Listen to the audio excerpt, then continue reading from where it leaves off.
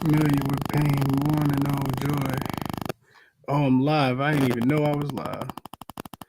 Yo, yo, yo, yo. Welcome in, man. Today is February the 2nd, 2023. This is your boy Chris, and this is the Cashier with Chris NBA. This is not the Cashier with Chris. This is the ChrisBeCappinn NBA show. Live on Twitter, live on YouTube as well. We have quite a few NBA games to jump into, so we are going to do just that. Real quick, if you're new, you've been listening to me for 2 minutes, for 2 hours, 2 months, 2 weeks, 2 years. Hit the like button for me, man. Subscribe to the videos, check them out as well, and let's jump into the slate for today. As always, set a sound bugging. Let me see if this hypercast can get right, man. Can y'all hear me now? Testing, 1, 2. Can y'all hear me? Okay, now we good. Okay, bet. Okay. Yeah, what up, Ant? ABJ, Ivan, what's going on to the people in the YouTube comment section as well? Let's jump into it, man. So we got quite a few games to get into. I don't really like the slate as much today. Initially, I thought I did, but taking a deeper dive into some of these games, I don't really like a lot that I see on the board today. So hopefully somebody can talk me into a few things, man. I do have had some looks written down on a card. I think I might have left it upstairs, but neither here nor there. It's all good.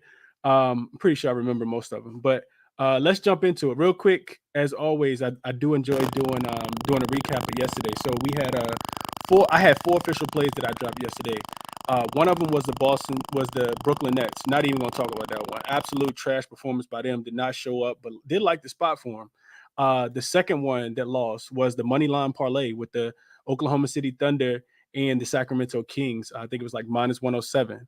Also a loser because the Oklahoma City Thunder decided not to show up against the Houston Rockets with both of their guards being missing. So those 2 were the losses, but my best bet of the day, the one that I like the most, I told you guys with Jared Jackson Jr. to go over his rebounds plus points, and he barely got there, but he did get there for us, so that one cashed, and I was happy about that.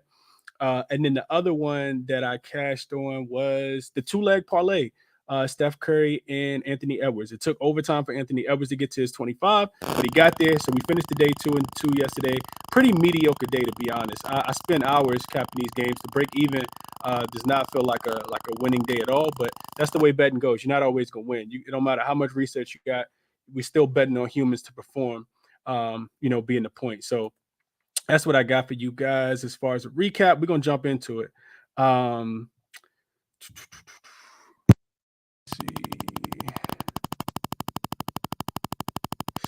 Let's see. I don't know what's going on with the sound. Looks like my mic up. I'm not sure what's going on. Let me check. Let me check and see if I can get my AirPods connected.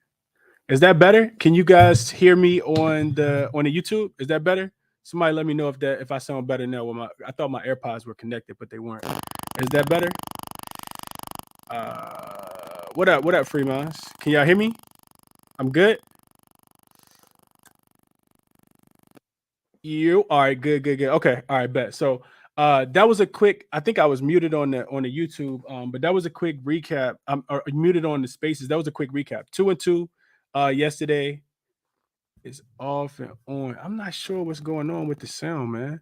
I'm not 100% sure. If you're listening on the spaces, it was good. It came back. Okay, all right, cool. I'm not gonna touch anything. I don't know what's going on. All right, cool. Appreciate you, Courtney. I see you said you could hear. All right, I don't know what's going on. The books might just not want us to make any money today. That might be what it is. So let's jump into the games for the day, man. First game up, we're going to Indiana. We're looking at my Los Angeles Lakers coming into town to take on the Indiana Pacers in this game. So I know the spread opened at the Lakers being 1.5-point favorites, and now they're up to 2.5-point favorites. I haven't seen anything as far as any update on the guys that are listed as questionable in this one, and we know that there's a couple guys that are listed as questionable in this game. First, most importantly, LeBron James, LeBron is, really dealing with some soreness. And I was reading a report earlier that said that, like it fluctuates day to day. Some days he wake up and it feel good. Some days he wake up and don't feel so good.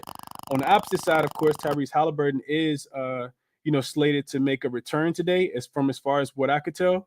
I think he's going to try to play today. We haven't gotten any updated injury news. This is the first game of the night, so that injury news should come first as far as confirmation of lineups and who's going to be in and who's going to be out.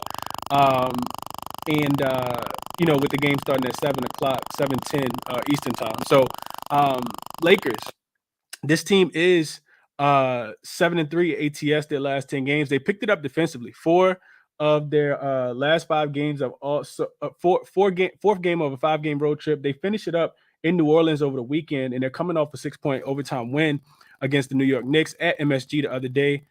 This was a game that we cashed LeBron rebounds plus assists pretty easily. I know some people had also taken a triple-double that also cashed, but I talked about it the other day. I'm not sure if people are going to go back to it. I could see it hitting again today as well.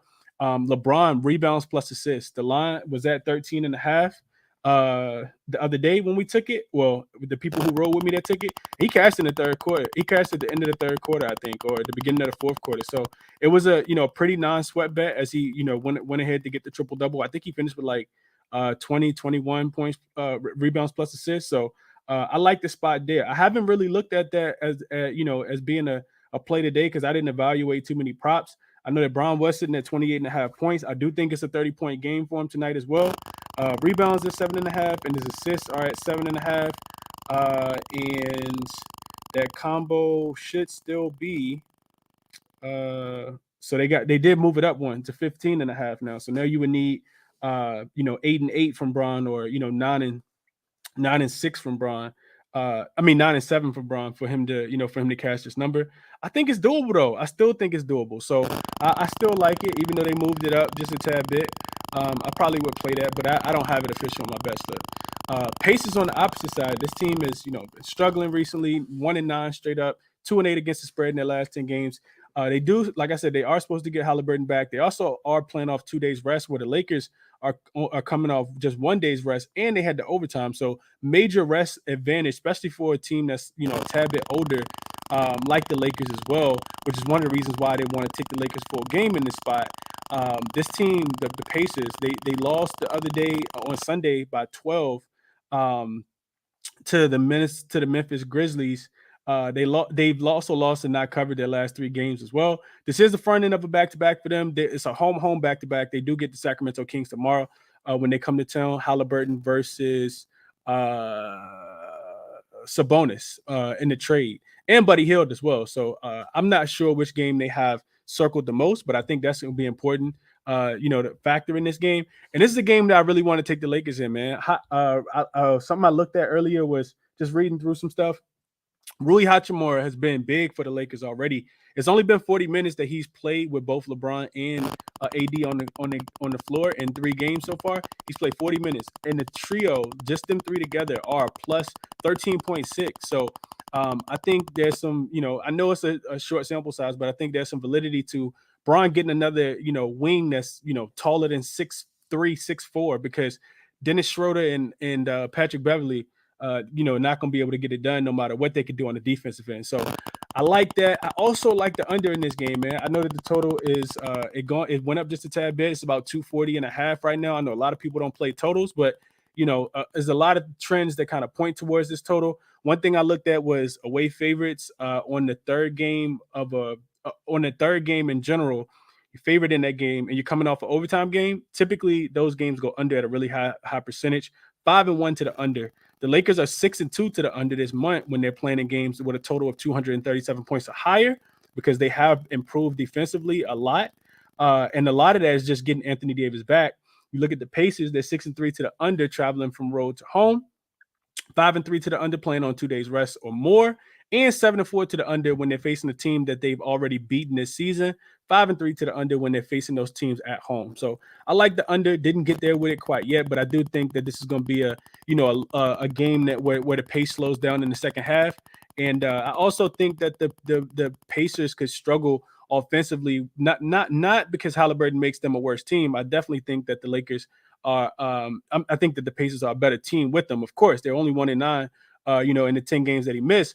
But I think there's some substance to everybody else kind of sliding back into their natural position. So hopefully that makes sense. It could throw people off like Andrew Nemhart. It also, changes up the rotation a little bit for TJ McConnell. Guys like Buddy Hill, who was playing a little bit more facilitator role. Even a guy like Ben Mathurin. Also, you got to make sure we pay attention to the comments that Ben Mathurin made when he said Bron gonna have to show him, right? So a lot of different things going on in this one. I don't want to bet on the Lakers, but I do think it's a Lakers spot. Lakers got to stack up wins, man. This team is still not in the playoffs right now based on seeding. I think they're 10th in the West right now, and you got to be able to beat a team like the Indiana Pacers after you just beat the Knicks in overtime at MSG, and the Knicks are better than the Pacers. The Knicks actually beat the Pacers in the game that Tyrese Halliburton got hurt. So the Knicks are better than the Pacers. I also think that the Lakers just kind of need to continue to stack up these wins against teams that they absolutely are better than. The Lakers are better than the Pacers in my estimation. So I will be looking at the Lakers in this spot, but I'm not playing it. I think the total makes a little more sense for me, and I would take the under 240.5 in this spot. ABJ said under is suicide in the NBA. I don't really give you guys a lot of underlooks. I play a lot of unders and they cash, but I don't give them because I know people don't like taking them. But Kings versus Spurs yesterday was a primetime spot. You're looking at a game that had 244 points. They didn't get to 220. So you talk about a non-sweat bet. Also, the other thing with unders, a lot of people like taking overs because they want to see points, they want to see rebounds, they want to see assists. But if you don't think a player's going to get there or a team's not going to get there, why not take the over? Take the under. It cashes the same. The other thing with an under is your bet wins until it loses. If you take an over, you're rooting for something to happen until it happens, right? So I think there's a lot of validity. I know a lot of people don't like taking unders, but I like taking stuff that cash. And if it's going to cash, I'm going to take it. So those are my thoughts on that game, man. I didn't really look at the player prop perspective. I do think I was thinking about this earlier, but didn't really do a lot of research. When we think about fading the Lakers as far as prop wise, you typically want to do it with the point guard position. I talked about that earlier. The last game when they played at MSG, I gave a 2-minute breakdown on why I like Jalen Brunson, didn't play him, and of course he goes off for 37 points. The Lakers got beat up pretty badly after the game before that as well, when they played against the Brooklyn Nets. So Lakers struggle against point guards, man. It's a spot where you kind of want to take Halliburton. I saw him yesterday walking around in practice with something on that arm that he had hurt. So I'm not on Halliburton, man. I'm not taking him in his first game back. If anything, I think it's more so of a fade for him. And that's the one of the reasons why I didn't take any props on that side at all. So AD double, should be in play, even though he missed about a rebound the other day. Jared Jackson Jr. just went off against this team the other day when they were in Memphis. So I think AD can have a good game. I haven't heard a lot of people talk about his props. I know Bron's chasing that record, trying to catch Kareem. I think he's like 89 points away or something like that. Big Marv said Lakers first quarter. I could absolutely see the Lakers first quarter. I think if you play this game, I know my guy Jay Money mentioned this earlier as well. I was thinking the same thing. If you play this game, you do want to take the Lakers early, so that way you don't have to worry about what happens in the second half. The Lakers have been one of the worst teams in the league as far as being able to close games. They don't have a lot of consistent rotations around that time, even though it does look like Rui Hachimura is in that closing lineup for the Lakers already, right? Like he solidified his spot. Coming off a really, really, really good game. He had a big-time block late in that game to help the Lakers get that win in overtime the other day as well. So I said if LeBron is out, Westbrook rebounds and assists, 80 points. I could not talk you off of that. I like that look a lot. But hopefully Bron plays, man. I want to see a good game, and I want to see Bron in this one. So enough on this game. Let's get on to another game. I spent way too long on that game. Like I said, best play for that game for me would be the under. Also think Bron rebounds plus assists is in play. And you could take Bron PRA over as well. I think all of that cashes. I also think the Lakers can win this game, man. But best play of the game would be the under for me. Under 240.5 is what the number is at currently. Next game up, we got the Grizzlies and the Cavaliers. So Grizzlies, second night of a back-to-back, and it's a home road back-to-back as well. They lost in Portland last night. They lost at home last night to Portland. Was winning that game, and Portland came from behind in the fourth quarter without Nurkic and without Jeremy Grant. And I had a feeling it was going to happen, which is why I wasn't laying points with the Cavs, even though they did get Desmond Bane back last night. I think Desmond Bain and John Morant are listed as, I want to say saw them listed as questionable, but I could be tripping. I know that Jared Jackson Jr. is listed as doubtful for this one. So this is a one-off road game for them as well before they come back home and host Toronto. I didn't really look at that spot in extreme detail, but I do want to kind of look at that just a tad bit to see how they play when they've had a group of games at home, then they only have one game on the road, and then they come back home. That really doesn't matter for them in this spot because they are coming off, the loss last night. Now you got to travel to Cleveland, who are more rested and a really, really good home team. And they're coming off a loss, which is when you want to buy the Cavs. So buy on spot for the Cavs, which is why you see this number go from 4.5 last night. I talked about it this morning. De'Aaron Fox just got listed as out tomorrow for that's definitely a bonus triple-double game tomorrow. Now, I just saw that pop up. De'Aaron Fox is listed out for personal reasons. I think his wife was having their child. I want to say his wife was having a child. I could be wrong, but I'll look more into that later. Definitely some bonus props for tomorrow now, though. And Malik Monk probably as well. So back to this game for tonight. So where was I at? I was talking about one-off road game Cavs coming off the 3-point loss to the Heat at home. This will be their third and final home game, which they do really, really well in their final home games before they go out on the road. They will play Indiana over the weekend. The Cavs are 6-0 against the spread following an ATS loss. This is a revenge game for the Cavs as well. They lost earlier this month in Memphis by 1 point when they were shorthanded without Donovan Mitchell. They lost that game 115-114. They played the Grizzlies really, really tight in that game. And that was a game that the Grizzlies were pretty healthy. They had Steven Adams. Everybody was in. This was before the road trip. And if I had a play in this one, I think I'd be fading the Grizzlies early. I think the Cavs come out and can win this first quarter. The spread was 2.5. I got it written down as one of my strongest leans of the day, but nothing that I actually played. A lot of trends support this play. I think that it'll be helpful for us as we get information with who's going to be in and who's going to be out. I think I feel a lot more confident with making that play, but I do kind of want to see that first. I think the Cavs can, shut this Memphis team down that has struggled on the road to score the ball, which is why I think this total is so low. Opened at 226, is all the way down to 223. So the books are telling you, with the spread going up and the total going down, the books are telling you that the Cavs are going to score more and and win by more, and the Memphis Grizzlies are going to score less and lose by more. So Cavs first quarter. The spread was minus 2.5. And then the first game I talked about was Lakers and Indiana under 240.5. Not official plays, but I am leaning both of those ways as my two favorite plays in those games. I also think the Cavs can cover the spread. I do think that if you wanted the number, you wanted to get it at the better number. You don't want to play 6. You want to cap this game last night and jump on the 4.5 as soon as they're open. And I think Jared Jackson Jr. doesn't play, if I'm being honest. I don't think he plays in this one either, but we'll see. Like I said, he downgraded to doubtful. Was holding his ribs last night at the free throw line with about 20 seconds left. So I don't think he plays in this one.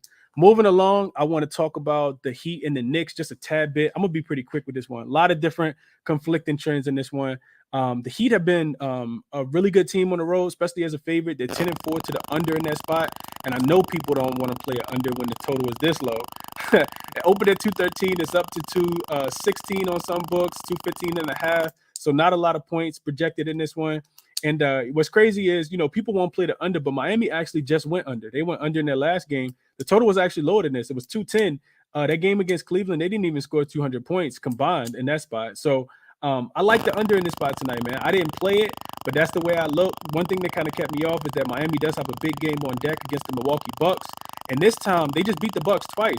But the Bucks didn't have Giannis in either one of those games. I think it was 2 weekends ago. It wasn't this past weekend. It was weekend before that.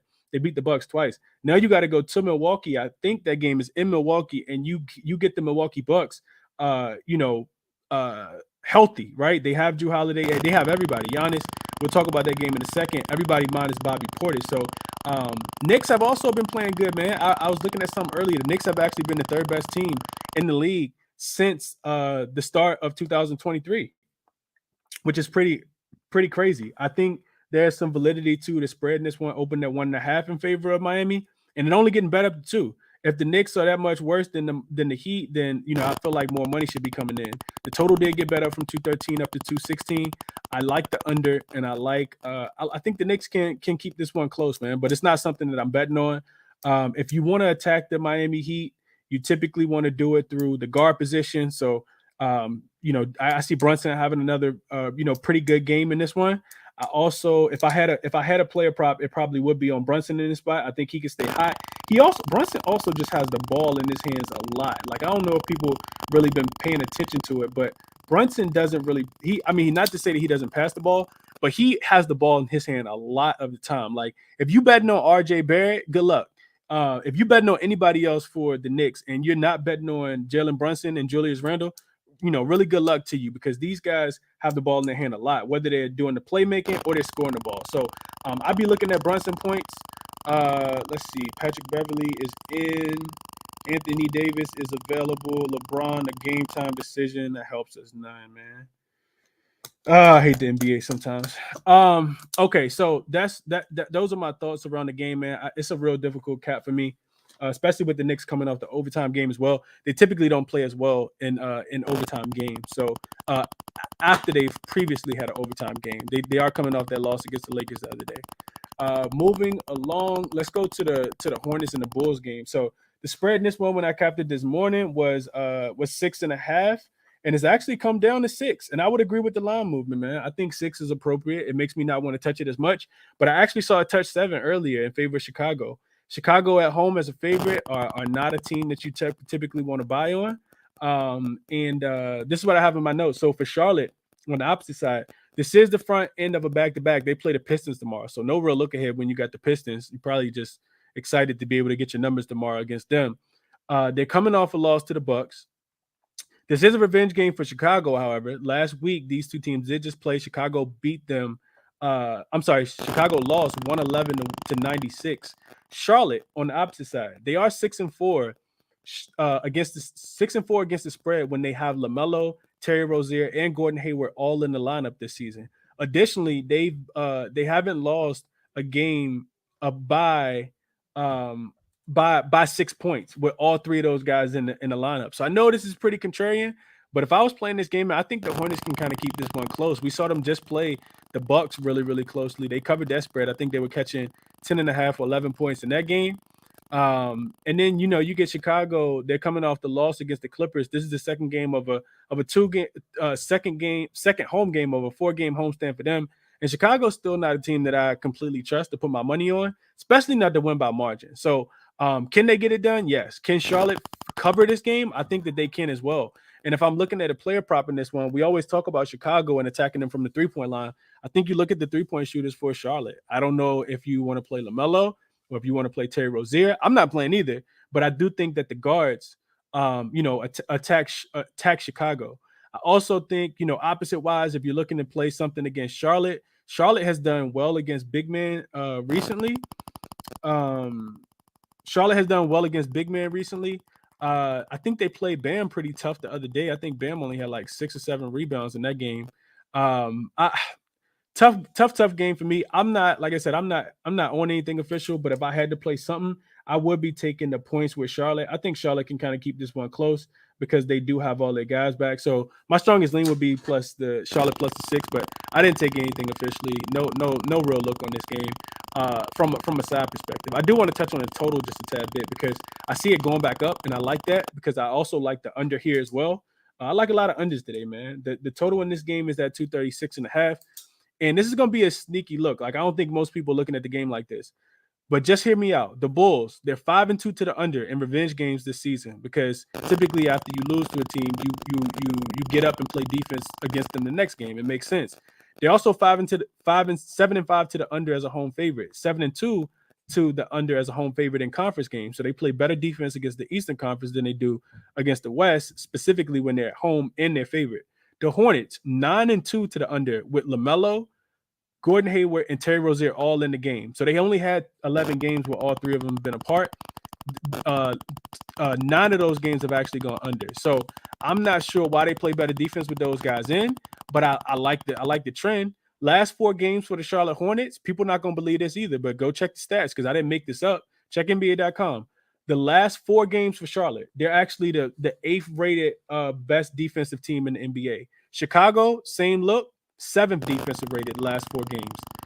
Charlotte offense actually ranks last in the NBA over that time frame, and the Bulls also rank 27. So you get 2 teams top 10 defensive rated. You get 2 teams bottom 3 offensive rated, and these 2 teams have played each other twice already this season, and both of those games they went under. So I like the under. I think it's a sneaky look, and I'm probably gonna end up playing it. That's the Charlotte versus Chicago under 230. I see it up to 237. So if I played it, that's what I would play. I played it under 237. Right now, just a lean for me. Didn't make that one official either.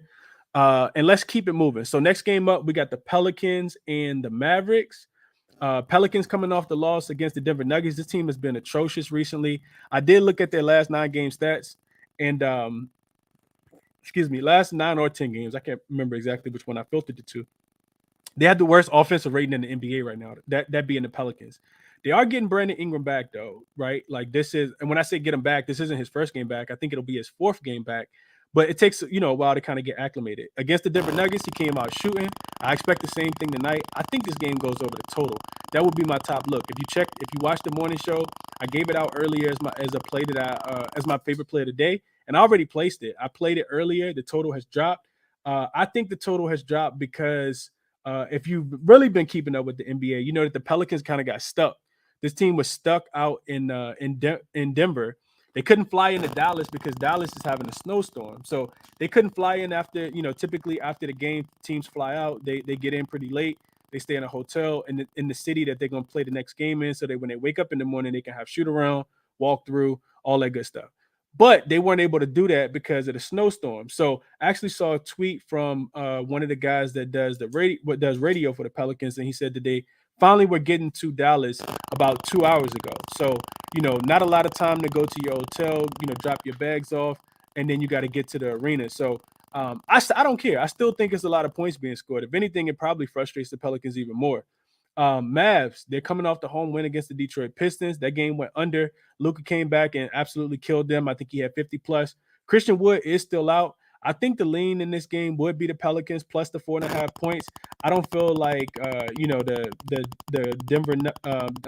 I don't feel like the Dallas Mavericks are actually beating anybody by margin right now as a home favorite because of their defense. This team is 19th defensively over the last 5 games. They're also 16-8 to the over, which is the play that I talked about. 16-8 to the over as a home favorite, 11-5 to the over as a home favorite in conference games, and 7-2 to the over as a home favorite when the next game is actually on the road as well. So typically they go out, leaving Dallas by scoring points. On the opposite side, we know that the Pelicans are a much better defensive team at home versus when they're on the road.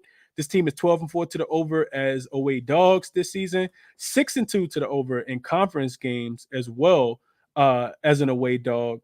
I talked about the Mavs being rated, 19th defensively over the last 5 games. The Pelicans have been a little bit worse. They're 21st last 5 games. This is Brandon Ingram's 4th game back, and I think, like I said, he helps the Pelicans offense even more than he did in the previous games. And when you just look at the 2 teams, the over is 4-1 in the last 5 meetings between these 2 teams, and it's 7-3 in the last 10 meetings in Dallas specifically. So I know that the total, is dropping, but I like it even more now, and I probably will go. I probably will play it again just because I got 225.5, and it's down to 223.5. So I think it goes over to 225.5. I definitely like the over 223. So this total opened at 225.5. It went up to 226, which is what you guys see on the screen on YouTube. That was from this morning. I capped it last night, made the play last night. It went up and then it went down. And like I said, I think it went back down because of the news about the Pelicans, potentially getting there late, arriving to Dallas late. So I played the over in this game. Couldn't talk anybody. I think Brandon Ingram has a big game as well, man. I know that the Mavs have pretty good defenders, but I like Brandon Ingram in this spot as well. I didn't play anything officially, but just the over. I am official on the over. Pelicans Mavs over. And like I said, I got it. Just to be transparent with you guys, I got the number at over 225.5 last night. So much better line right now if you guys want to tail that play. The Warriors in the Nuggets game.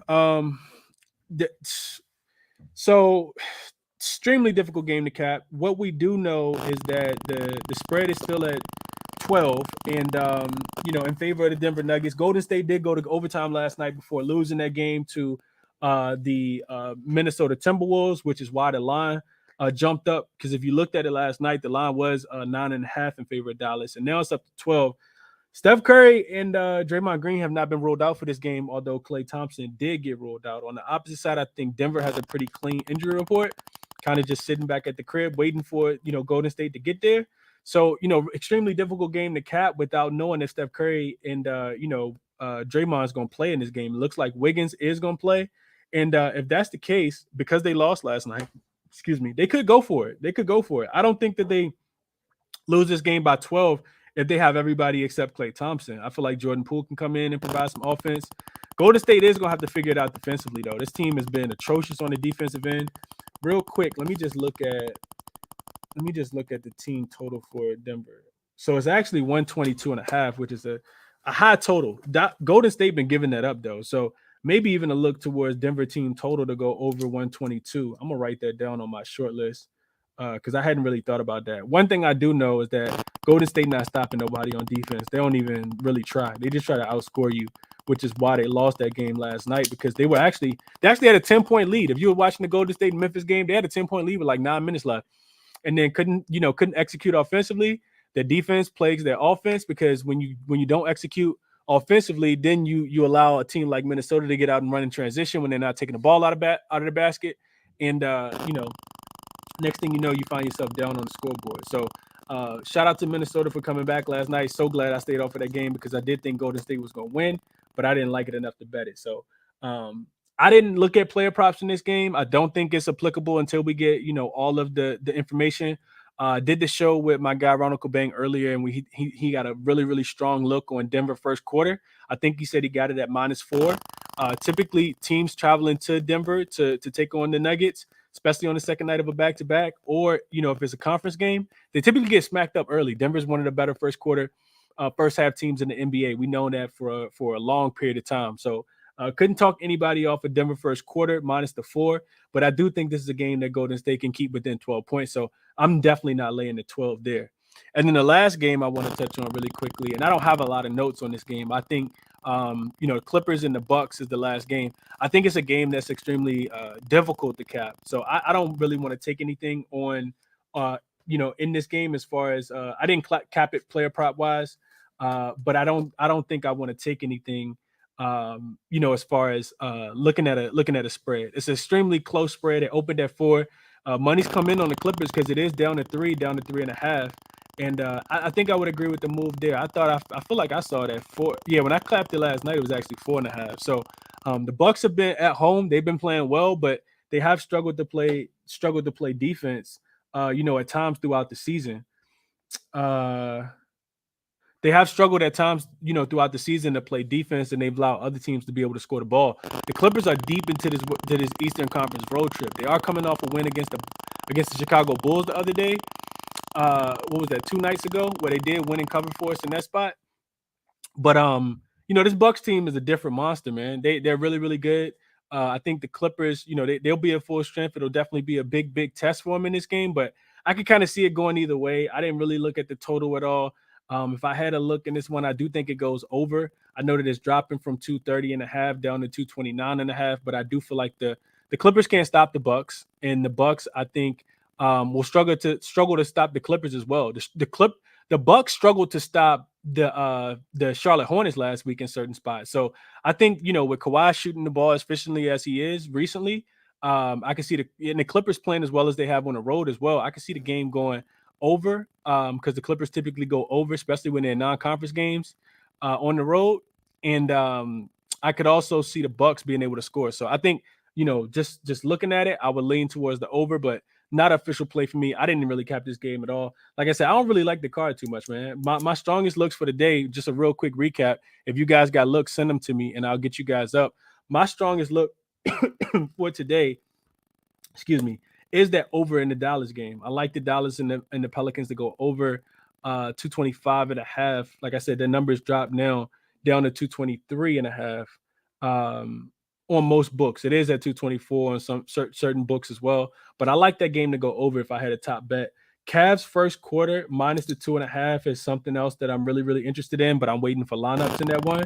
And then Lakers and the Indiana Pacers, the under 240 will be my top look in that game. I think Braun plays well again, his rebounds plus assists, because the Pacers aren't playing much defense. And I also think Anthony Davis, a look at AD, would be in play as well, but nothing that I played in that game.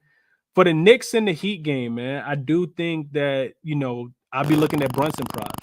With Bam down there, I think he could, frustrate Julius Randle, because I'm pretty sure that's who he's going to end up guarding. But Jalen Brunson is a mastermind with the ball, man. So I'll be looking at Brunson over his points, but not anything that I played there. In that Charlotte game, like I said, my top play would be Charlotte plus Charlotte and Chicago to go under the 237. I'm probably going to put something on that, but just haven't played it yet. And then I also lean to Charlotte plus the 6. I think they can keep that game close. The Pelicans and the Mavs over 225, my top look of the day. That's what I got for you guys today, man. Not a slate that I really like. I'm gonna go through the comment section real quick, just see if I make sure I didn't miss anything, and then I'll get to some people in the chat as well, to the people with a request as well. Let's see. Lakers against below 500 teams away are 8-0 against the spread. That is a fact, I forgot about that. The Lakers they beat up on the teams that they're supposed to, and I remember that being a trend early in the season. The Lakers beat up on teams that they don't play, that don't have a winning record, but the teams that they play with the winning record, they actually do win. So I think it's the overtime that kind of scares me. So Lakers and opponent win percentage less than or equal to 50%. Lakers are 15-13 against the spread, 16-12 straight up. They've won 3, 4, 5, 6, 7 of their last 9 games against teams that have a losing record. So, yeah, I like the Lakers today, man. I just didn't bet them. So I could see that. I could definitely see that. What about in not conference? And if it's not a conference game, 9-4 straight up, 8-5 against the spread. I could see it. I could definitely see the Lakers winning tonight. Give me Lakers minus 2.5. ABJ said Lakers with AD should win. I agree. Pacers been eager for Halliburton to get back. They about to turn up.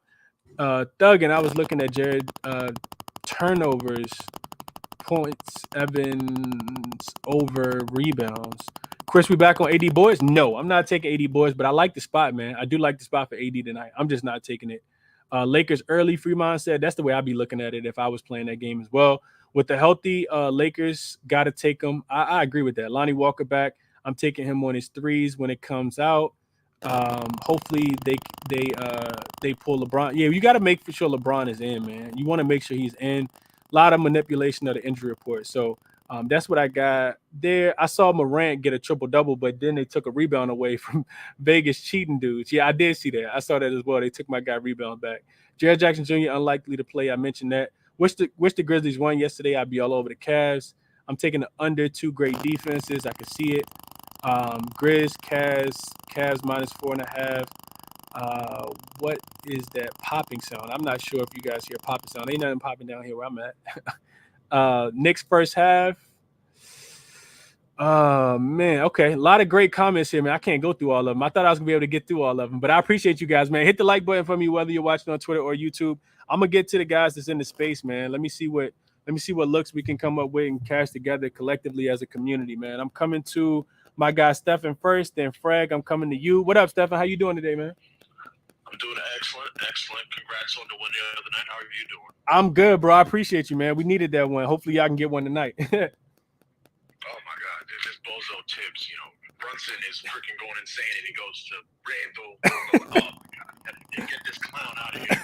But this spot for the Heat, man. You know what? Like, first things first. I've been in this spot so many times where I want the Knicks to do good. I'm a Knicks fan, but the Heat just own the Knicks. And it's the same story like every time these two teams play.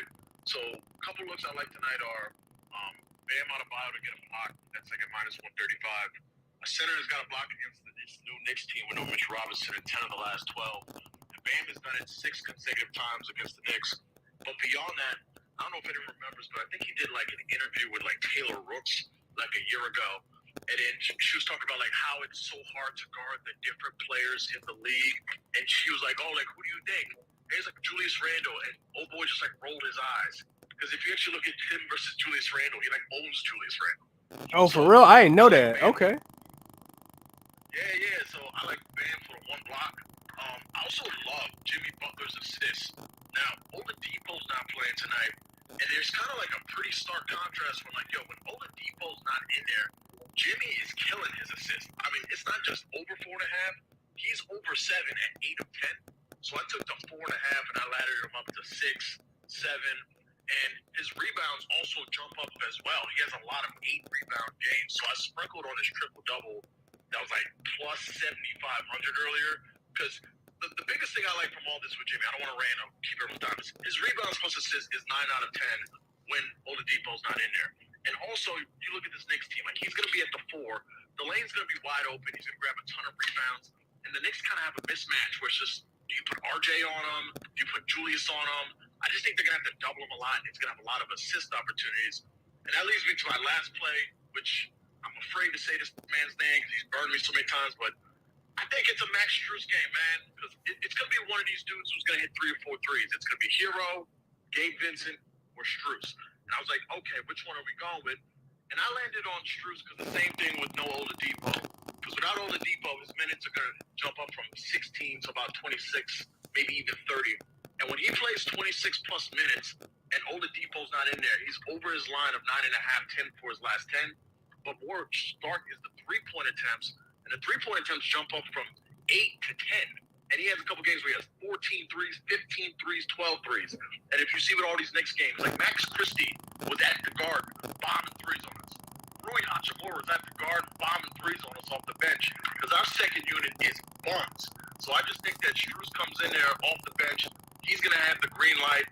He'll be wide open once again. So I took the 3 for 170, the 4 for 500, the 5 for 900.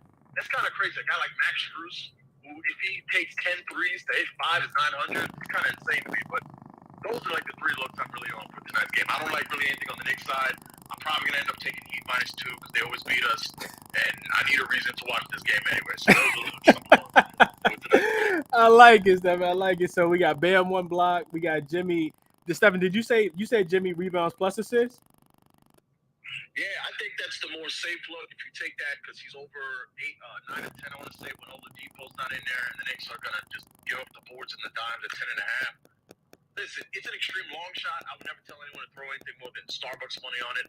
But I'm telling you, he may not get the triple double, but he's gonna sniff the triple double tonight. I want to mention this real quick. The reason I kind of think he's gonna sniff it is him and Thibodeau apparently aren't on talking terms. I don't know what happened with these two. And he talked about the fact that, like, they don't really like each other anymore. There's, like, this kind of mutual, like, little hatred for each other. So, I mean, I don't know. I just saw LeBron do it at the guard. Like, Jimmy, it would have shocked me if Jimmy did the same damn thing to us, too. Okay. So, Jimmy rebounds plus assists, and then maybe a sprinkle on the trip dub without Victor Oladipo being there. And then Strus threes, which we know somebody going to hit the threes against the Knicks. So, someone's going to hit the 3 or the 4. Just guess it right. It could easily be Hero, but I'm going to guess Strus tonight. Okay. So real quick, that I got 2 things I want to mention real quick before I come to Frag, and then Ben, I'm coming to you next. So first thing is that spread is going up for the Lakers. It opened at 1.5 when we started the show. It's 2.5. Now it is up to 3. So the report from the Laker beat writer, like 3-4 minutes ago, is that actually from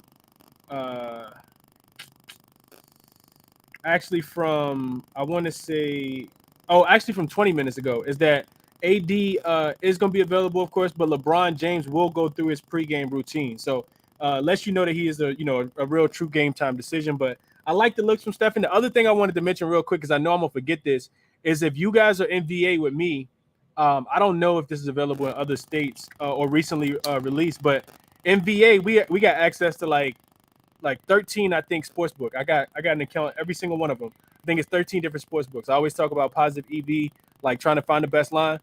Bet365 just became available in Virginia. You don't got. I'm not trying to promote anything, but if you sign up and I think you got to deposit like $10, you get $200 in free credit. So just kind of spreading the word for all my VA people in the chat. Just wanted to share that real quick. Love the looks from Stefan, and I think that they cash, man. I like these looks a lot.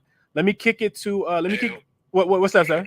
Absolutely, nah, bro. I appreciate you, man. I appreciate you. Let's cash tonight. Let's cash tonight for sure. Let me kick it to Frag real quick, and then Ben, I'm coming to you. What up? What up, Frag? Good, Chris. How you doing, bro? I'm good, man. I'm good. How about yourself? Hey, man, I can't call it, man. Another day. So it was one day, man. John Morant PRA came through, and then Ant just fell short. Shot like 10 of 26. So, I mean, the volume was there. Just didn't shake my way. But I got 4 plays for you today. I just had a question though. Before you had said the Bucks was -4 when you was doing your capping, right?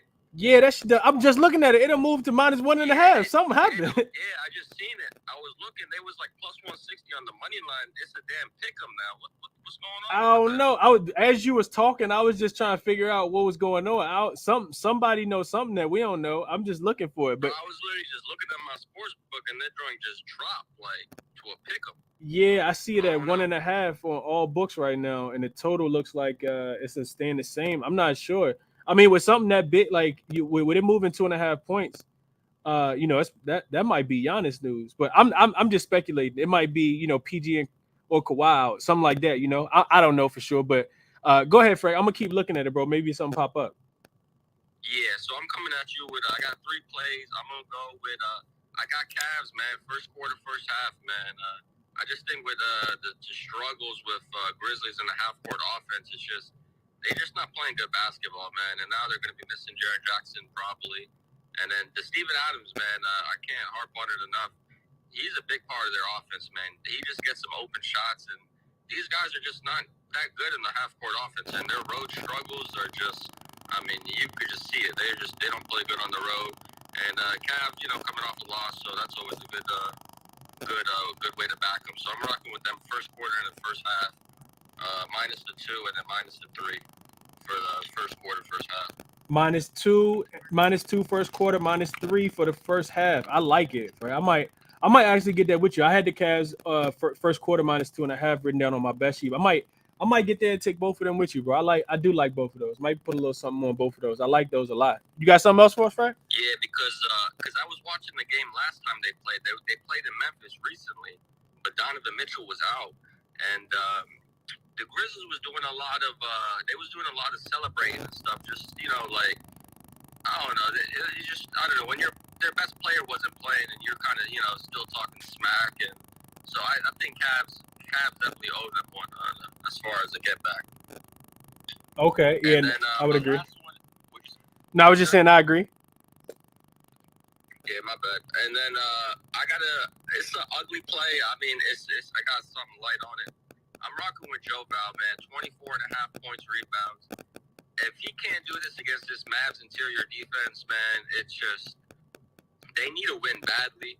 He continues to get played off the court as far as Willie Green. He's a quick coach to make adjustments. He'll put in Nance. He'll do whatever it takes to win a game for the Pelicans. And I think they're on a 9-8 game losing streak.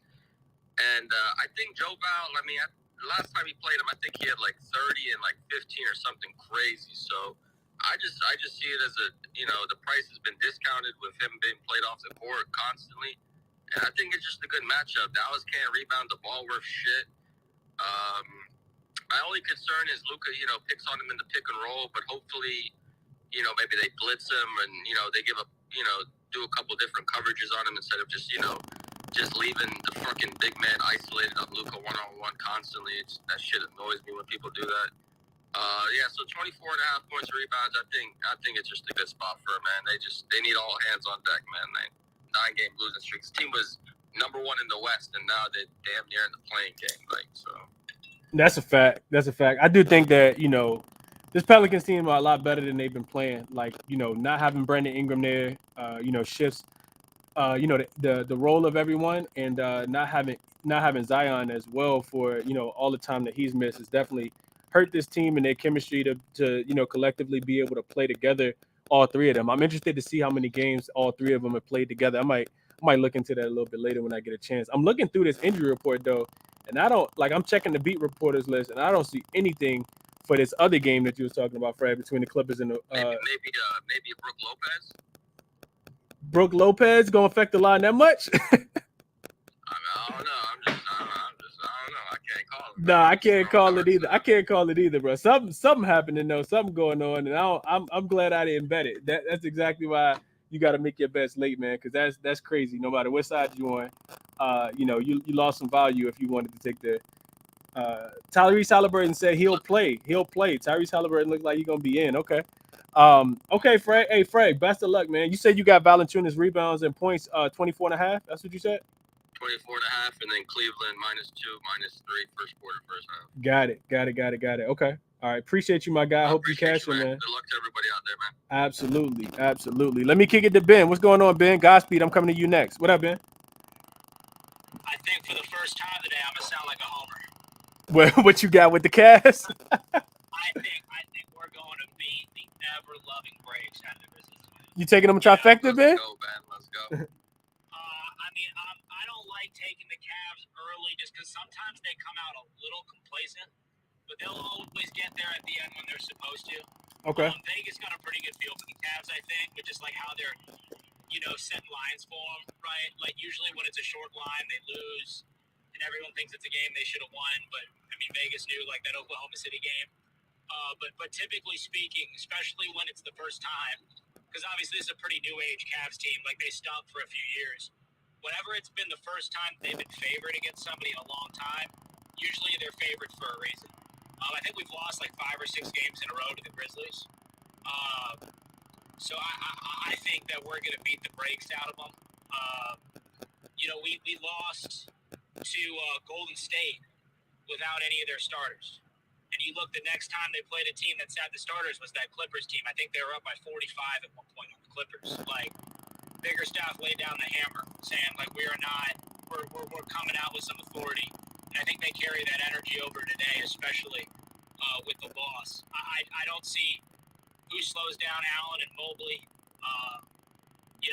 I don't see how they can match up both against Garland and Mitchell, especially on a back-to-back, and especially on a back-to-back where they looked tired at the end of the game last night.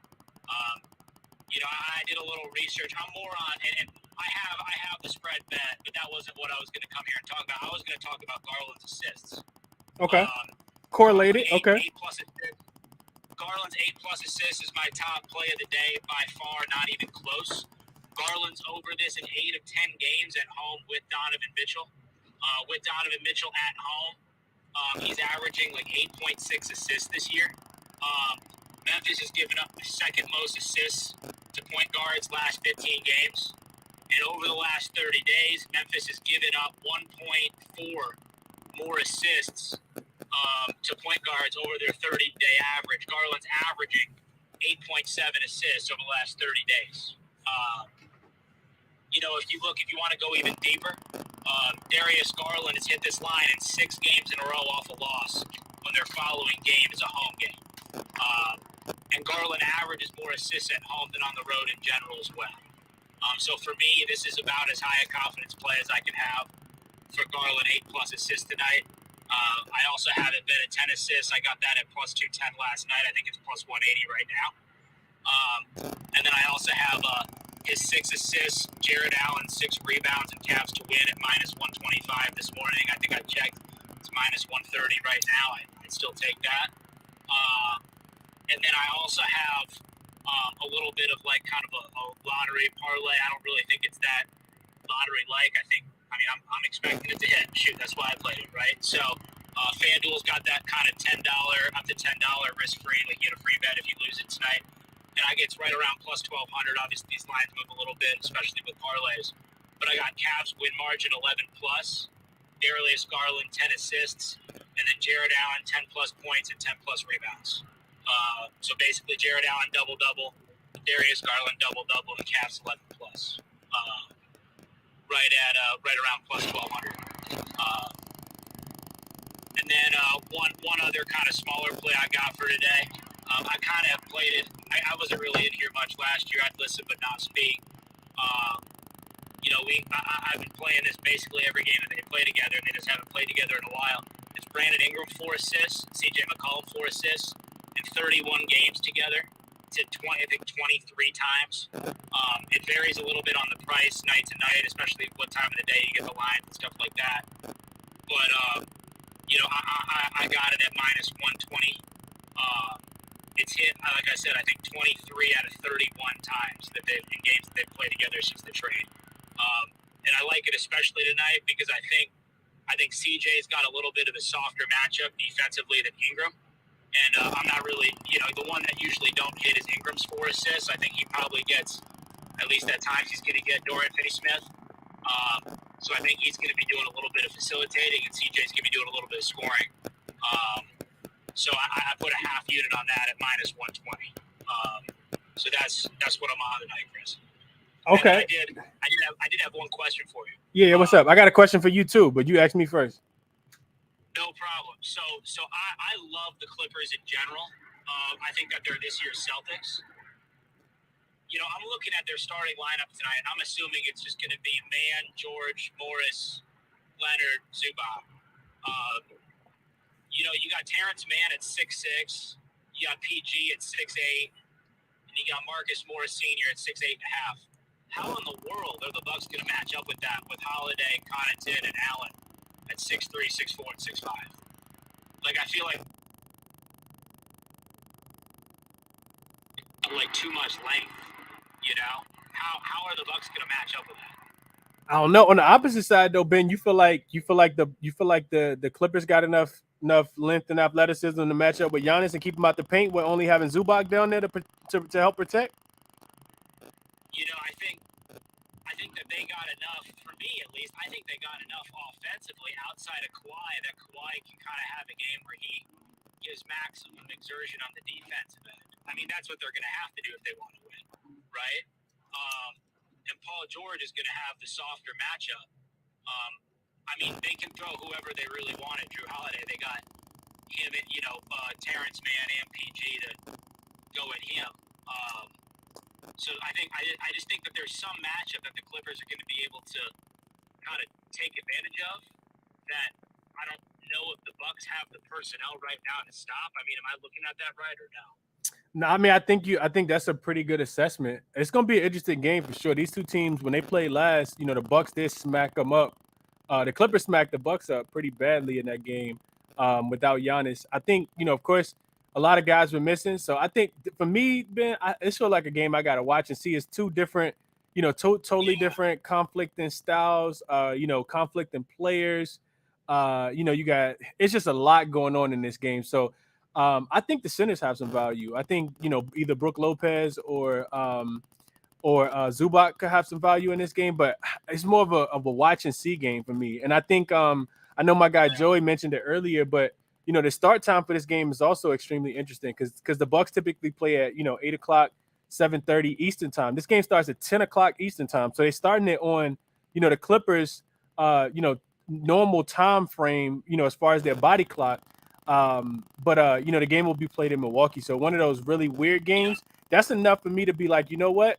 I'm gonna grab this popcorn and I'm gonna just sit right here on this sofa and I'm gonna try to, make me a live bet or just watch and see how these two teams that I think, both have championship aspirations this year, how they play against each other. Because it's a lot for me going on in this game, Ben. Because I think they match up a lot better if Portis was playing. Yeah, no Portis at all. Portis is out. Yep. But Giannis is averaging something crazy. It's like 39 and 14 at home without Portis this year. So I might get there with Giannis. But what was the question you had for me? The question I got for you is, do you feel as confident about Mr. Darius Garland assist today as you felt about Fred VanVleet points yesterday? Because that was, absolutely. I don't know if people tell that, but your whole ladder cast with Fred VanVleet yesterday. Oh yeah. I feel just as good. This is just one of these things. Like Cleveland's buzzing, man. I'm pulling into downtown right now. The game don't start for an hour and 15 minutes if we got bumper to bumper traffic. That never happens. Like, I got people who don't even watch the Cavs asking me if I'm watching the game today. So gotcha. Okay. There's a lot of anticipation for this game. I really do like the Grizzlies. I like John Morant. But, I always say in these kind of playoff type games, I think the players just they kind of trend towards what they do best. And I think at heart, Garland is a facilitator. He's not a scorer. I thought he was soaring over the assist last game until he got in foul trouble. He had 3 in the first 3 minutes and 50 seconds. And I think that he has a sour taste in his mouth of getting in foul trouble last game. So I think we're going for the double-double tonight for sure, especially just with how much Memphis has been giving up, to point guard assist anyway. Without Steven Adams, the defense gets worse. Memphis' defense gets worse on the road in general, and Memphis' defense gets worse on the back-to-back. So you're giving me all 3 of those with higher than normal pace, because obviously Memphis leads the league in pace. And you're, in general, Cavs off a loss with some adrenaline coming into this game, and a huge, 5-time revenge spot. Yeah, man, I think Garland's going for 8 assists in his sleep tonight. I could be wrong, though. I could get it wrong, but I mean, this is one of my higher confidence picks I've made this year. No, got you. I appreciate that. Shout out to Sosa. Sosa in the chat said, well, not in the chat. Sosa hit me and said, for all that, you could take Darius Garland double too, Ben. He said it's plus 180. So nice little alternative look. I got the 10 assists last night at plus 210. The only reason I didn't take the double-double was the double-double and the 10 assists were the exact same thing. Got you. Yeah, okay. But I'm on that for sure. Yeah, whichever one got the better odds, you typically want to just go ahead and take that one if you're trying to pick between the double-double and just one, whether it's rebounds or it's assists or whatever the case might be. So nice lugs, Ben. Hope you cashing, bro, and I appreciate you sharing, man. I appreciate it. Absolutely. You too. Best of luck tonight. Yes, sir. Let's do it. Godspeed, I'm coming to you, and then Iggy, I'm coming to you next. What up, Godspeed? How you doing today, bro? What up, bro? How you feeling? I'm good, man. I'm good. What's going on with you? I'm taking it easy. I'm targeting a player that you could love or you could hate him. But I'm targeting RJ Barrett tonight, man. And I'm gonna tell you why. Oh shit. You going over or under? I'm going over. Okay. I'm going over. His 3-pointers made. It's at 1.5. It's pretty juiced. I got a 2-leg parlay. I got him for 2 3-pointers made and 4 rebounds. Now I hate really doing this, but this is the same Miami Heat team as last season. They give up a lot of threes. So the last 2 games, RJ Barrett took 21 3-point attempts. And one of them he made 6, and then the other one he made 2. But if you're going to give me that volume, I take him to hit 2 threes versus a Miami Heat team that gives up a lot of threes. And then I put his 4 rebounds just to reduce the juice. I believe the Heat give up the 3rd most rebounds to small forwards. It's like 8.2 or something like that. And the last 2 games versus the Heat, he had 9 rebounds and 8 rebounds. So I also play his double-double. That's real sneaky. It's a long shot. It's at plus 1,200. I played that as well. But yeah, I got a 2-leg. RJ Barrett, 2 3-pointers made. I think he gets some shots up after the last game in the Garden, not hitting no threes versus the Lakers, and then foul trouble. So I think he's going to come out aggressive, even though the ball is going to be in Brunson's and Julius Randle's hand. And then I added the 4 rebounds, and it makes it plus 105. So I got a small builder there with RJ Barrett, and then I got Benedict Mathurin over 4.5 rebounds. Same thing, same concept like Niles Turner. You love or you hate him. I don't really play his rebounds because he's not a good rebounder to beat. But Benedict Mathurin, if you look at his last few games, he's been rebounding pretty well. I think the last 2 he had 8 and 7. And then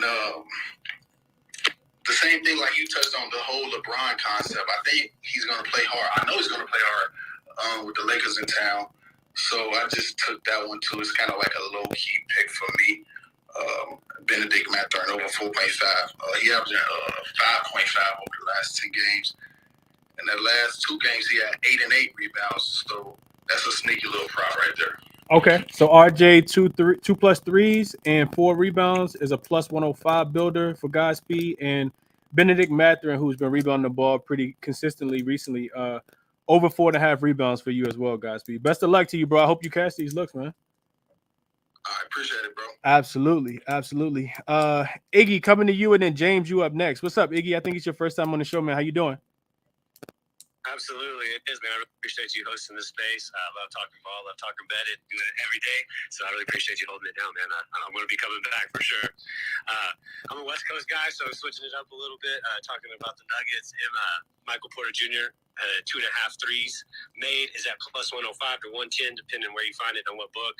He's gone over on the last 5 of 6 games. I've been really cashing in on that. They're playing against the Warriors, who Thompson's already out. He's such a mismatch already on the outside with his height, so it's going to be hard for them to stop that. But I think that could be some first half cash. Jokic is a triple double line, man. It's at +140. They're not moving it much on the bookies, and yeah, it's a hard thing to hit, but they don't have any. I mean, no disrespect to them. I don't think they have any rebounder that's going to be able to hang with Jokic that well. With Green being out, and they just don't really have as much height over there with the Warriors. So I think that's something he could get early and then dish off a lot of assists late and get that triple double. He's gone 5 for 6 on that as well. And then I wanted to ask you, Chris, what are your thoughts as far as LeBron tonight going back to Indiana? He's hit a lot of clutch threes in that building. Knows that arena really well. And his 3 attempts the last games: 5, 12, 6, 14, 7, 5, and 9. His line's at 2.5 at plus money at +120. I went ahead and took the Lakers on the spread and on the deal for the money line tonight. I think they go up by 10 at some point with Anthony Davis. There's no size there to really compete with him. I know I love Miles Turner, but I just don't think he can get in there and bang if AD tries to get down there and control those boards. But what are your thoughts on LeBron at 2.5 threes made at +120? Thanks again, man. No, absolutely. I appreciate you. I appreciate the looks. I think you got some cash there. MPJ should, like you said, he could definitely cash that in the first half. Like that look, hadn't really looked at props in that game, but he does. He's a volume shooter. I see this dude run down the court like he the point guard and just pull straight up at the 3-point line all the time. He's looking to shoot the ball. That's his job. So I know that the volume's there for him. And I like the look with the Lakers, man. I like the Laker love. I'm not gonna get behind this because when I bet on the Lakers, they lose. So I stayed off the last game, and they won. So I'm staying off of them again because that's my team, and it becomes too much of an emotional, financial burden for me to bet on them. But as far as Bron threes, Iggy, like you said, he's hit a lot in that gym. He's definitely gonna shoot them, right? Like if he plays when he gets confirmed in, I think that he could definitely get there. He's going to shoot them, I think. But I think just looking at the Pacers defense over the whole season, this team is, let's see where I can find them. They're middle of the pack, giving up about 2.6 threes per game to the power forward position. If AD is going to start at the 5, Bron's going to play the 4. It's really just about him getting hot, in my estimation. If Bron gets hot, he could clear this in the first quarter. We've seen that happen before. But I know over the course of the season, he has been, a little cold this year. His 3-point percentage is down over the course of the season, but it doesn't mean that he can't clear it tonight. So I guess I'm kind of indifferent. If I had a bet, I could see it definitely going over. It definitely has some value on it as well because Bron's a guy that, if he hits 3 in the first quarter, he could end up hitting 5 or 6. So if he gets hot, we know that he's going to keep shooting. So, we're just gambling, right? And if we want to take a roll of the dice, then I can't talk you off of it at all. I mean, 240.5 on that over-under, the highest tonight. Somebody's got to get those points. Why not the king, man? Right. No, that's a fact. That's a fact. That just makes me think I'm going to look into Rui Hachimura just a little bit because Rui had a really good game the other day, and I think he's going to play another 30 minutes tonight as well. So I need to look into Rui tonight and see what his PRA line is as well. Hey, Iggy, I appreciate the looks, man. I can't wait for you to come back and share some more. Best of luck to you tonight, man. You too, man. I appreciate it. Absolutely. Hey, James, I'm coming to you, man. How you doing, James? What's going on? What's up, Chris? It's Kim, man. I just changed my name, man. What's up with you, man? Oh, okay. What's going on, man? How you doing? Man, I'm doing good, man. I keep saying triple doubles, man. Triple doubles around. 2 days ago, someone hit a triple double. LeBron, LaMelo, Jokic, man. Come on, Chris. What are we doing, man? It's gambling. We gotta get down with this shit, man. LeBron, triple double. LaMelo, triple double. Put 100 in it. Gets just fucking $7,000, man. Be bold. Be fucking bold, man. It's gambling.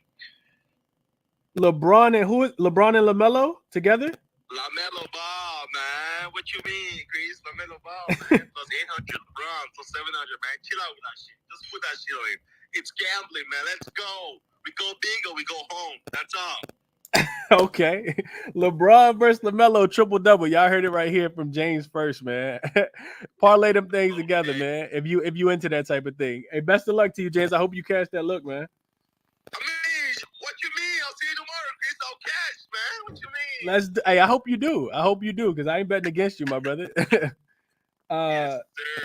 Also, if you guys are gonna play that, make sure you play them straight as well, man. You know, if you're gonna play them triple doubles, don't just play don't play Bron triple double with LaMelo triple double. Play both of them straight so you can, win some money on that as well. And I can see both of them cashing as well. It might be worth a little sprinkle, man. Might be worth a little sprinkle, whatever your bankroll is. Vaughn, you up next, and then Lon Slayer gonna take us out again. Lon Slayer came in here last capper that gave his plays yesterday. Gave us 6 looks and went 5-1, I think, or 5 looks and 7 looks and went 6-1, I think. So yeah, appreciate you, Lon Slayer. I'm gonna get to you in a second. What up, Vaughn? What's good, bro? You hear me good? Yeah, you good? What's going on? Hey, I'm good, bro. So I think I went like 5-2 in total yesterday. 6-2. Bird for the first quarter's cash. The little 4-leg parlay cash. So went 5-2, 6-2 yesterday. I ended up taking Xavier Tillman rebounds yesterday. And he had 5 in the first quarter. He ended up cashing that whole ladder all the way up to 10. So good night, man. Looking to keep it going tonight, but I don't like this slate as much. I'm on a couple of the things that you already talked about. I'm on that Cleveland first quarter at 2.5. I'm on Kawhi points at 26.5. Julius Randle rebounds and assists over 15.5. Of course, we've talked about how much he's been rebounding. Pretty. Also been averaging, I think, about 5.5 assists. So just playing pretty good. So I like Julius Randle. Those are my 3 officials, bro. I don't got too much else. I got to lean towards Valanciunas under points or rebounds or assists or points, rebounds, and assists combo, however you want to play it. Last couple games, he's been played off the floor. And we talked about it earlier in the season where when Valanciunas plays bad, he's not gonna get a long leash to play bad. And I think his leash has been shorter these last couple of games because they haven't needed his scoring as much with Brandon Ingram being back. So I think his leash, is getting shorter as well. So I'm gonna take a closer look at Larry Nance. But I don't see Valanciunas doing a lot tonight. I think someone talked about it. Luka doing that role, he get to switch with Valanciunas. If Luka hit 2 threes in the first quarter over Valanciunas, he ain't gonna play again probably in the first half. So that under is just a lane. Also a lane. Kyle Lowry under as well. So Kyle Lowry is 2-6 to his points. Last 8 games, he's only scored double digits twice, I think, since like January 4th. Same with his assists. Just hasn't been doing much. His line at 14.5. That under is 6-2 the last 8 games as well. But with Oladipo being out, I do see a little bit of an increase in opportunity. But I think that's all I'm gonna be on today. If Xavier Tillman starts tonight, I'll play his rebounds. His line last night was at 6.5 on DraftKings. But I'm on that Cleveland first quarter. You can go ahead and lock me in for Cleveland first half. And Julius Randle rebounds and assists at 15.5. Kawhi Leonard 20. Kawhi Leonard, what, Vaughn? I wanted to get what you on that over with the Pelicans, bro. Hey, Vaughn. Kawhi Leonard points at 26.5. Okay. Kawhi 26.5. Okay. I wanted to get what you on that over for the Pelicans and the Mavs, man, but this travel spot got me a little scary. I like Brandon Ingram shot attempts. Dallas and the Pelicans both were a bottom 5 defensive rated team. Pelicans went 3-14 in the month of January as well, so it's kind of hard to get behind them, with the points on the spread or anything like that.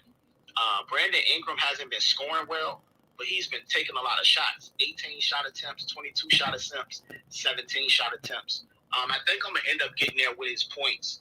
I'm gonna go look at this beat writer list and see if I can find anything on how the Pelicans look warming up.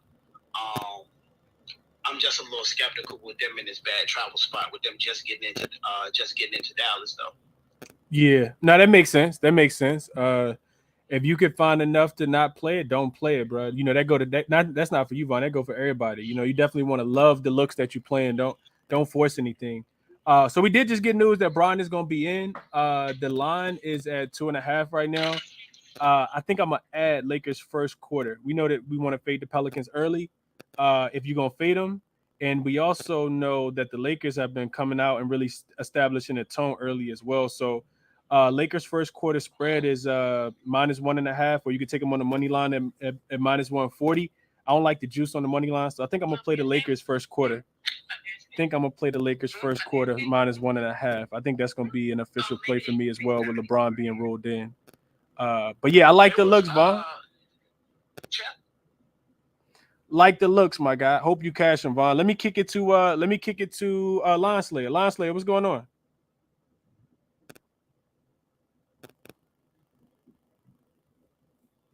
Hey, Chris, my bad. How you doing today, bro? I'm good, man. How about yourself?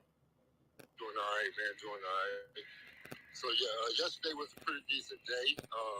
That damn Dame 44.5 PRA was easy money with the 60 that he put up. Got some good looks tonight, I think. I really do. I like that Ben Matron over 4.5. I almost played it. I didn't play the 4.5 rebounds, but I really do think that's a good look. I might go back and put a ticket in on that one. I had it on my list and I took it off. But I do like, I heard Darius Garland, a lot of people talking about his assist, but I'm going to actually target his rebounds tonight.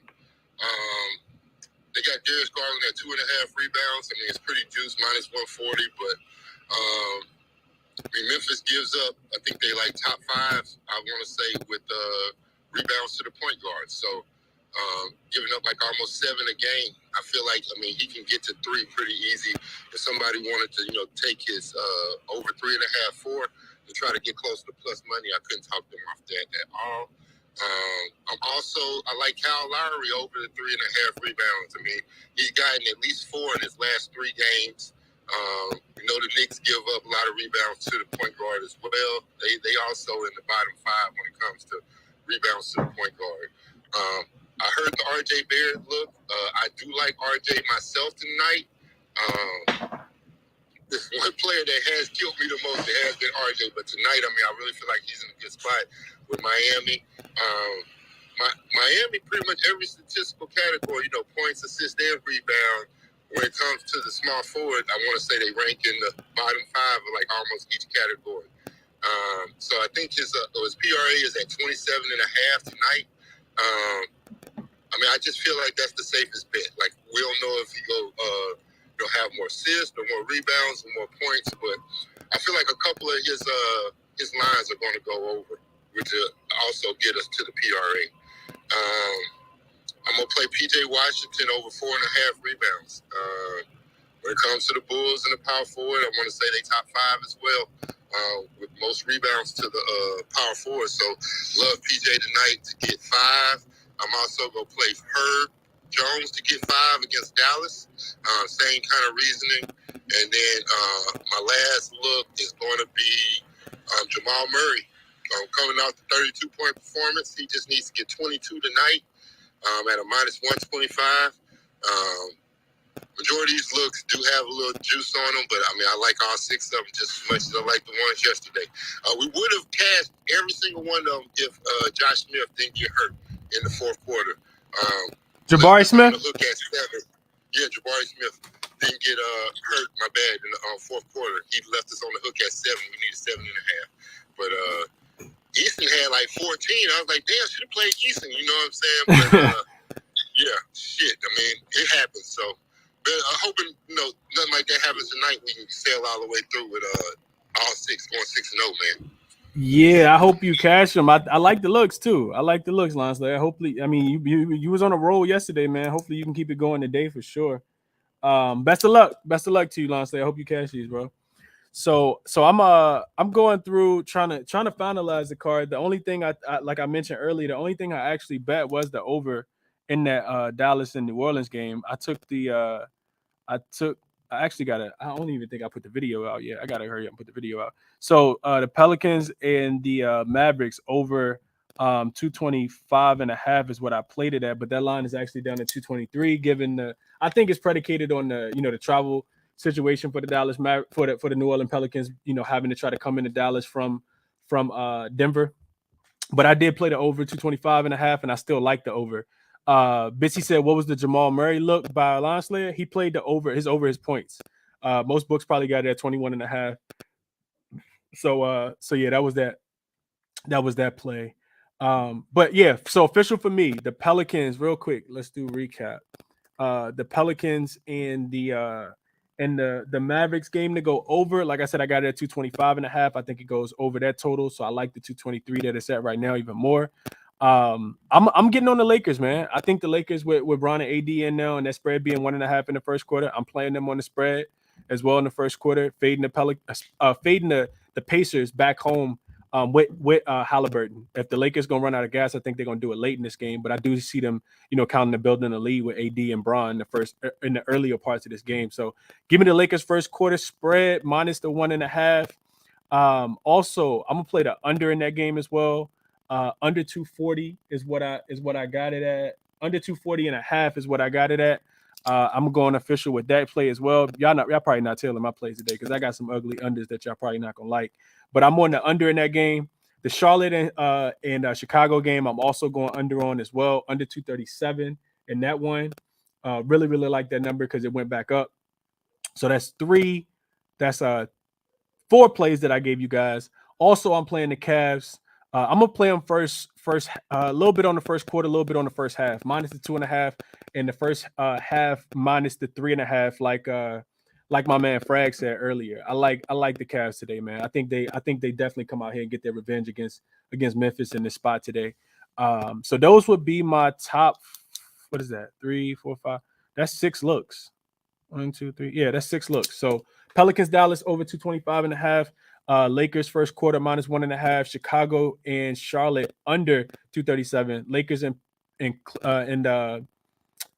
and Pacers under 240 and a half. Cavs first quarter, Cavs first half minus the 2.5, minus the 3.5 as well. My favorite player prop would be, like I said, probably going back to Bron, but I'm not playing any player props today. Probably going back to Bron, looking at his rebounds plus assists in this game. And also, I talked about Brunson earlier. I didn't play Brunson, but I like Brunson a lot tonight. Typically, when you beat the Heat, you do it through through the guard position. They don't give up a lot of points. Victor Oladipo not being there, he's a pretty good defender still. So I like Brunson. He's gonna have the ball in his hand a lot. I like Brunson a lot tonight, but not anything I'm official on there. And that's the show, man. Best of luck to you guys tonight. Hit the like button for me as you guys leave. Subscribe to the YouTube channel if you guys haven't already. Back tomorrow at 7 a.m. Cashed It with Chris NBA show, breaking down some of the games early for you guys. Appreciate everybody for rocking with me as always. Grateful for the community. Best of luck to you guys, man. And I'll end the show the same way. None of this is financial consultation. It's all theory and logic, query trends, eye test, SDQL, NBA.com, advanced stats, all of those good things, all the other resources that I use as well. Bet with your head, not over it. Best of luck to you guys tonight. I'm out.